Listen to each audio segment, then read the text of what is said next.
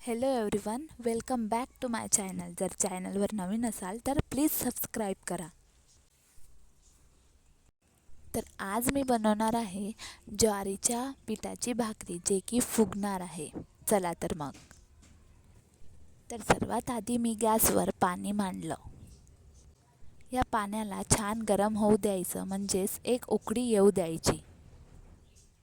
उकळी आलेलं पाणी पिठामध्ये टाकायचं. थोडं थोडं टाकत न्यायचं आणि चम्मचच्या सहाय्याने त्याला छान मिक्स करायचं. जेवढं आवश्यकता आहे तेवढंच पाणी टाकायचं. हे उकळीच आलं पाहिजे, नाहीतर भाकरी छान होत नाही.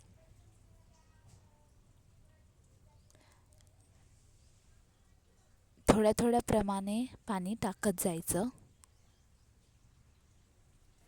गरम पाणी हे छान मिक्स करून घ्यायचं पूर्ण पिठामध्ये.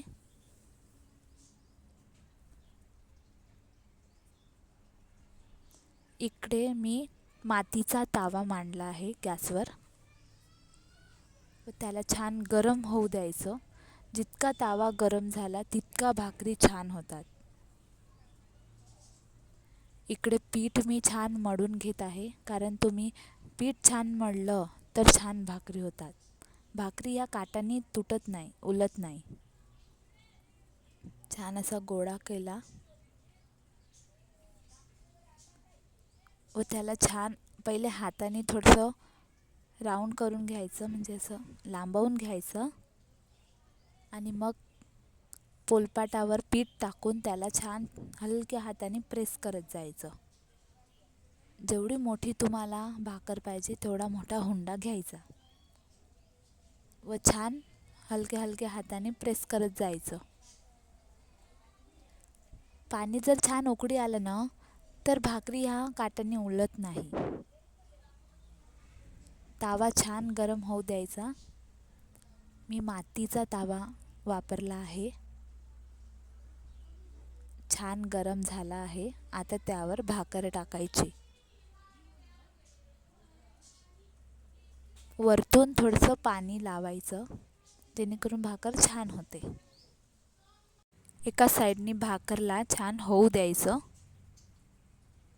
व मग त्याला पलटवायचं. हळूहळू काढायचं, नाहीतर फाटून जाणार. तुम्ही बघू शकता किती छान शिजली आहे एका साईडनी. आता दुसऱ्या साईडनी पण तशी शिजू द्यायची.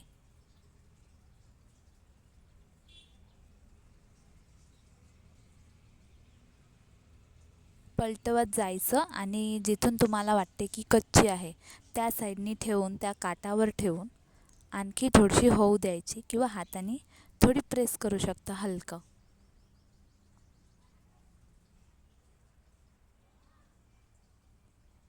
तिकडे मी आणखी दुसरी भाकर करणार आहे.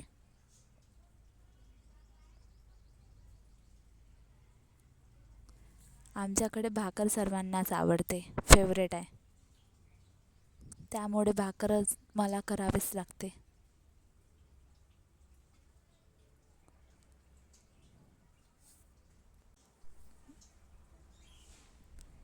बऱ्यापैकी भाकर जमते, परफेक्ट नाही पण बऱ्यापैकी.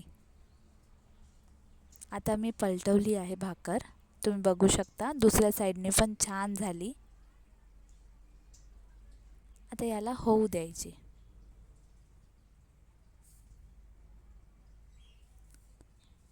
पलटवत राहायची हातांनी थोडी. तुम्ही बघू शकता आता माझी भाकर फुगणार आहे.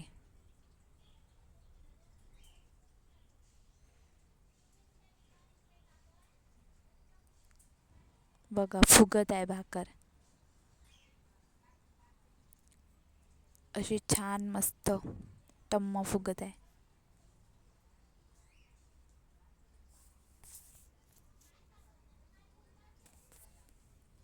पीठ छान मळून घेतलं ना तर भाकर छानच होते. तयार आहे माझी फुगणारी भाकर. आपली भाकर झालेली आहे.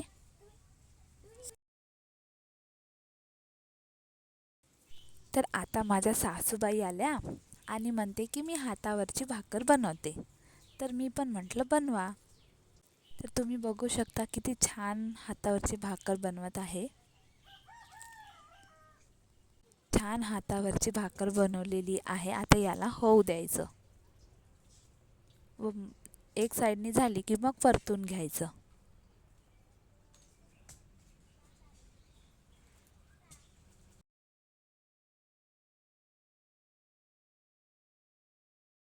तर एका साईडनी भाकर झाली असेल तर तुम्ही बघू शकता किती छान अशी शिजलेली आहे भाकर. तर तयार आहे भाकरी.